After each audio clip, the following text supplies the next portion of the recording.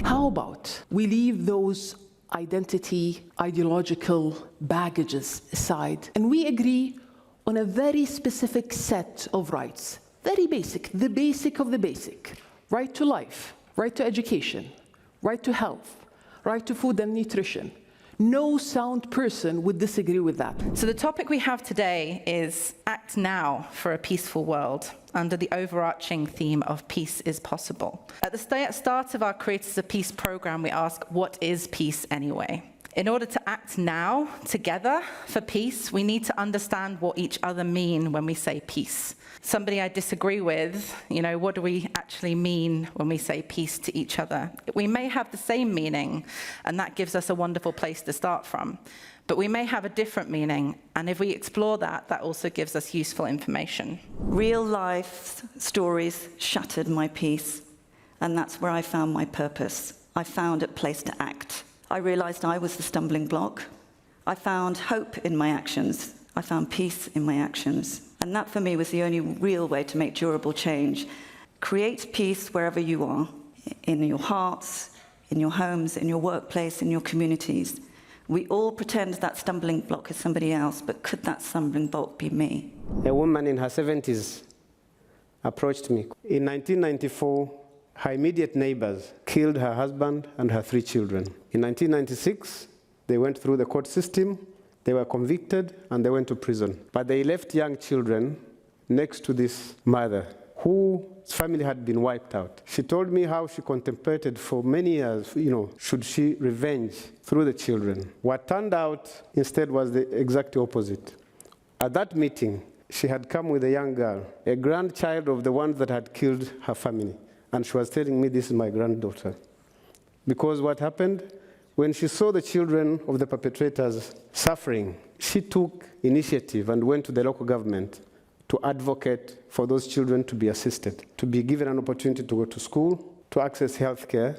She even started visiting people that had killed her family in prison. And she was telling me, please, try and make these stories. Try and convince all the mothers who lost children to find children in those that don't have parents who are in prison.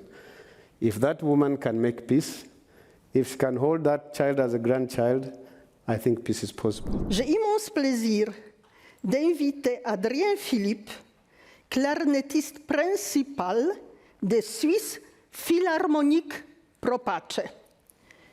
C'est le clarinettiste suisse sélectionné pour divers concours à Genève, Munich et à Saint-Pétersbourg pour le concours de Tchaïkovski.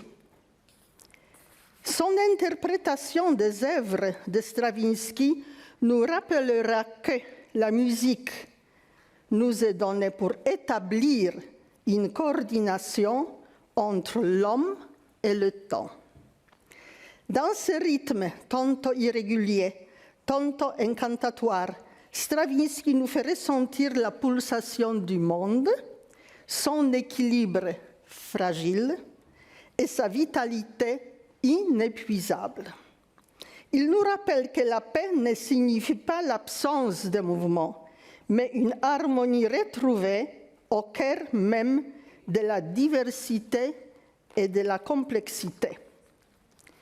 Puissiez-vous ressentir dans ces notes l'harmonie et l'espérance qui nous unissent, car le chant de toute la terre est aussi un chant de la paix et de renouveau.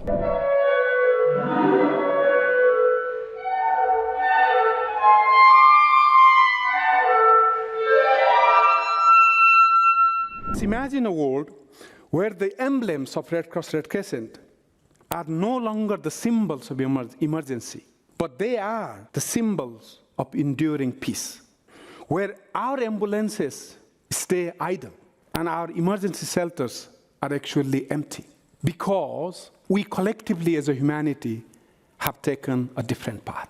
That's the naive vision I want to share with you. Art is not just a luxury. Art is a necessity. It transforms pain into expression and expression into healing.